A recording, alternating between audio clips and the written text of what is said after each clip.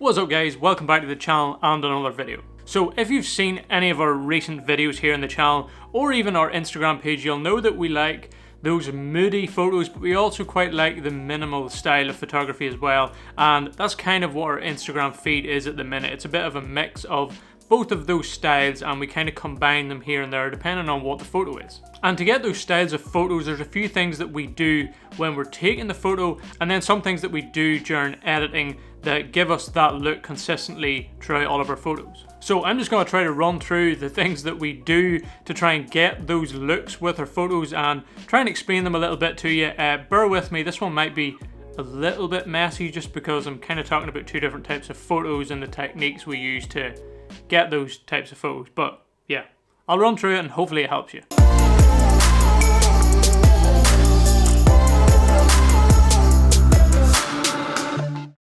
So literally with all our photos, we try to keep it pretty simple and plain. Even those moody photos in the forest, we do try to keep it pretty minimal, a subject and not a lot of distractions going on. And that's pretty much the first little tip, if you want to call it, for getting that style of photo. And it's to make sure that all the attention is on your subject and you kind of leave out as many distractions as you can. So we posted quite a few minimal photos lately, and one that comes to mind is a shot I got of the tree. It was a misty day. I just seen it and thought, this is such a cool looking photo. I wasn't sure if I'd be able to get what I had in my head, but I left a lot of negative space at the top of the frame, which instantly gives that sort of minimal kind of fine art look to a photo. And the other photo is one of a mountain when we were going on a little morning stroll.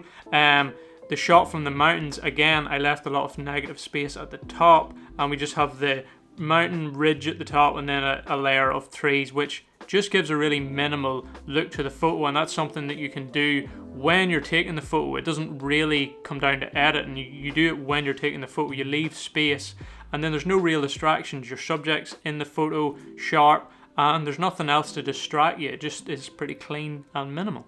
Just in case any of you don't know what negative space is, or you haven't heard anybody talk about it before, it's literally just leaving open space which has little to no detail in it in your photo, either above, below, to the side, or just generally everything apart from your subject. And depending on what sort of weather it is, this may give an even more minimal look, or it might add some distractions in there. For example, if you have a lot of kind of clouds, a lot of layers in the clouds, and it's quite textury looking, then it doesn't give that really minimal look. But there are a few things in editing you can do to kind of keep that a little bit smoother looking, like smooth over skies and water and stuff, just to give it a more minimal kind of fine art look, if you want to describe it that way.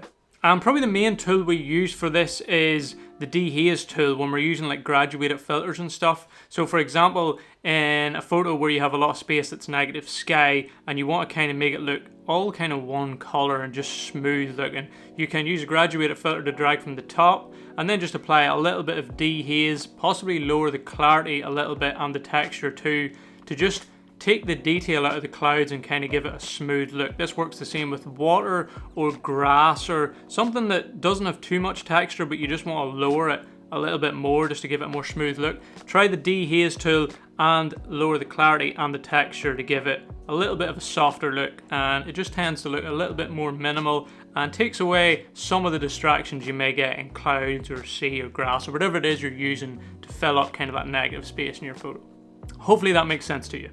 And with more of the moody photos that we take, a lot of those textury photos, we also use the graduated filter in this case, but it's more so to darken areas, which kind of works in the same way. You're darkening areas which are kind of distracting. So if it's a picture of the fern, for example, there's other ferns in the background, but you don't want to draw too much attention to them. So what we do is use the graduated filter, darken the shadows and darken any of the highlights that are anything apart from the subject. And you can also lower the clarity and the texture a little bit. So it's kind of creating a more minimal look. You pretty much have your subject and then everything else is very dark and soft in the background, and it just gives that more moody kind of minimal shot. So pretty much the same kind of thing, except we don't use dehaze this time. We just lower the clarity, lower the texture, and then we'll be lowering like the whites and the highlights, possibly the exposure a little bit. And it's just the opposite of the other photos. We're darkening and smoothing over an area rather than brightening and smoothing it, if that makes sense. I told you this would get a little bit messy because Even my notes are a little bit messy on this one, but hopefully that makes sense. And another thing we use, which is very similar, is just a vignetting tool, more so in those moody style photos, just to darken the edges and pretty much do what the graduated filter is, but it's just a little quicker and easier at times. And before I forget, there was actually another thing that we use the dehaze tool for. I've used it quite a bit in our recent photos, and that is to almost fake like a misty look in your photos. There's an example of one when we were at Kimbean Castle, kind of a little island of land coming out, and in the distance there was obviously like a mountain range, like land in the background, but it was kind of faded anyway, and the sky was quite bright. And what I like to do to kind of give that minimal look is to emphasize that brightness and kind of take the detail out of the background. So what we did was draw a graduated filter from the top down and then apply dehaze, and it almost makes it look like it does make it look like it was misty, and pretty much takes away that mountain range in the distance, which gives you a kind of cleaner photo. So if that's something that you like the look of, you can give your photos a more minimal look by using this in a lot of different ways. But be careful if your photo's quite dark, it can be a little harder to do, because if your background has real heavy dark patches, the dehaze won't take that away completely, and you might have to raise your blacks and your shadows a lot to give a misty look. So be a little bit careful with it, but it can look cool and definitely gives your photo a more minimal kind of fine art look to it.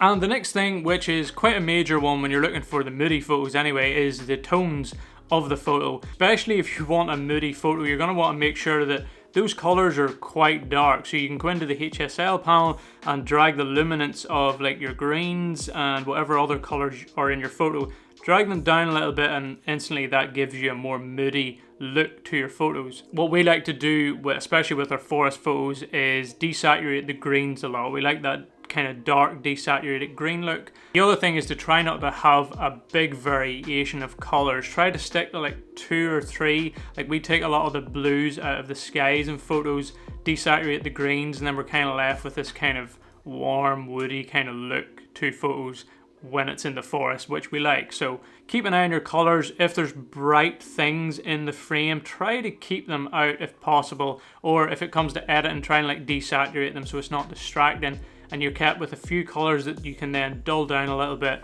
and it gives you that kind of moody look. And those really are the main things that we do, especially when it comes to post-processing, to create those minimal or moody or a combination of both photos that we have on our feed. To make the whole process easier, you want to make sure that when you're taking the photo that you're doing the right things, so that when it comes to editing, you can apply those things that you like to do that we just talked about, and you'll get the result you wanted. For example, like I said about the colors, avoid those bright colors if you're trying to make a real moody photo, because you're just going to have to deal with it in post. If you want a real minimal photo, then make sure you're leaving a bit of space. You can always crop in, but if you don't leave that space when you take the photo, then you can't really create it when it comes to post-processing.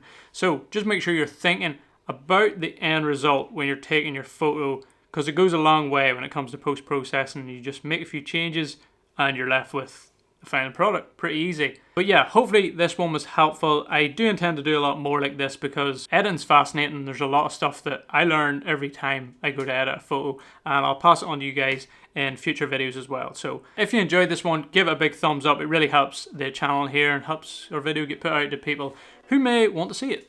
And if you want to see more, make sure to hit that subscribe button too. I think that's pretty much it for this one. Like I said, it was a little bit messy, but hopefully it helped you a little bit. And as I always say, take it easy. Don't be a stranger. The grills in my mouth double as a freeze. The grills in my mouth double as a freeze. The grills in my mouth double as a freeze. The grills in my mouth double as a